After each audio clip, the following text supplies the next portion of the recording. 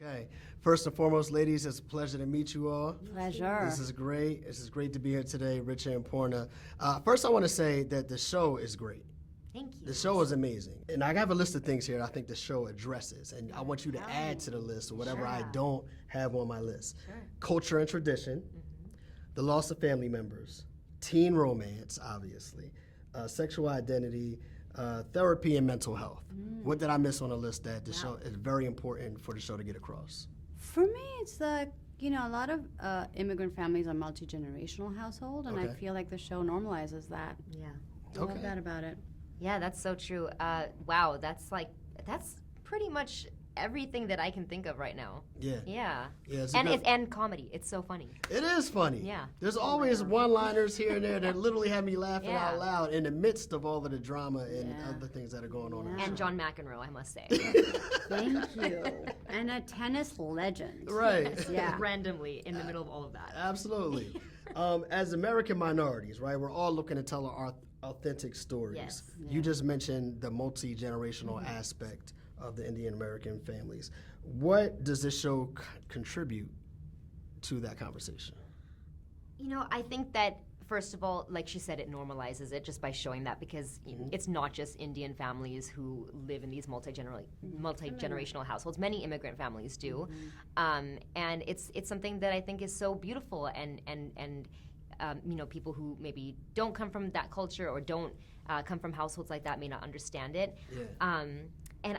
I'll speak specifically for my character. My character has a very interesting relationship with the grandmother, and we see more of it in season 3. And a lot of people don't understand that grandparents actually play a very big role in our lives, and often what they say holds more power than what our parents say. Okay. And I think it's so wonderful to see that represented on television. Okay, understood. Absolutely. I like that. Poorna, I see a lot of my mother in your character. Do you? Oh, absolutely. How? My mother was strict growing up.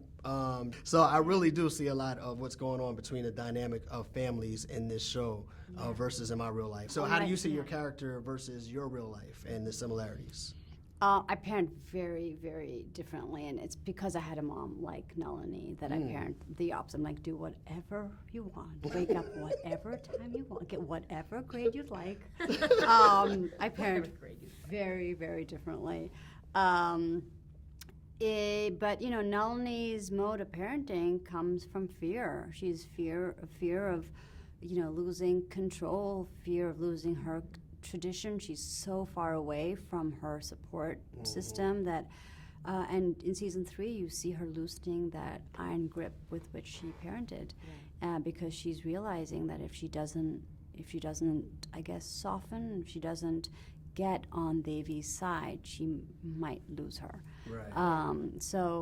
And I can see that with with my child as I go through. He's graduating high school soon. You have to loosen your grip at some point. You have to, for them to, you have to kind of build a more intimate relationship in order to let them go. And that intimacy is much more like a conversational and equal, and they've grown. Yeah, they've grown out of being a child. More They're than adults. like dictating everything that they do. Yeah, I'd love to dictate everything.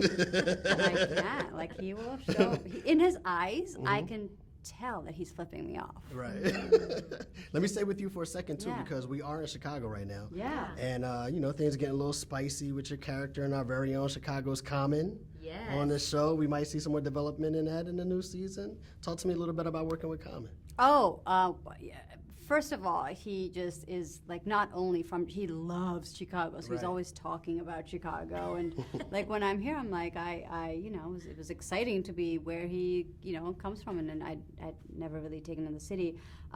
He is like one of the nicest people I've met. And I think Richa was also saying, like, I was just waiting for the chink in the armor. Like, I'm sure he'd like be mean to one person. Consistently nice Consistently. to everybody. An angel to everybody, and he was really kind of warm and loving and extraordinarily present. He doesn't bring his set on. He doesn't bring his cell phone on set just to be I didn't know that. super, super present with everyone. I never heard that before either. It was a real joy to have him. Yeah. Yeah. Okay, now Richa, now we're going Yeah. to see some developments here with your character in this new season. You're kind of breaking away from tradition, coming off the last season.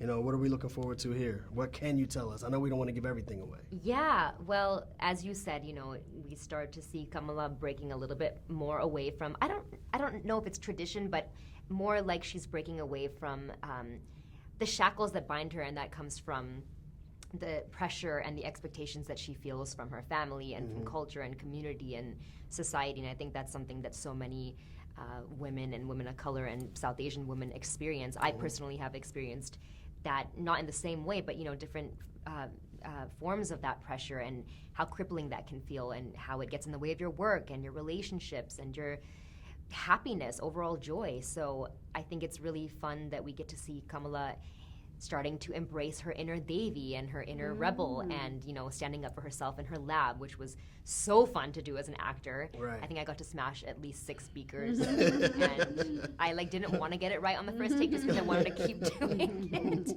Right.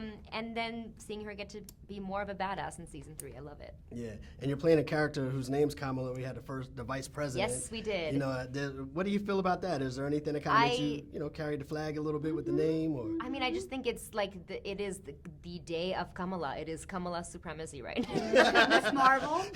Yeah, the new Miss, Right. Oh, yeah, right, the new exactly. Marvel superhero. Her name is, well, they pronounce it Kamala, but it's the same name. Right. I actually met Kamala Harris recently, and we did a little Kamala and Kamala photo. And it Oh, was nice. And also in season 1, it got written out or edited out. yeah, there was a really Like, funny joke. her character's walking down the street and she feels so welcomed by America because it says Kamala 2020. Because it was in Right.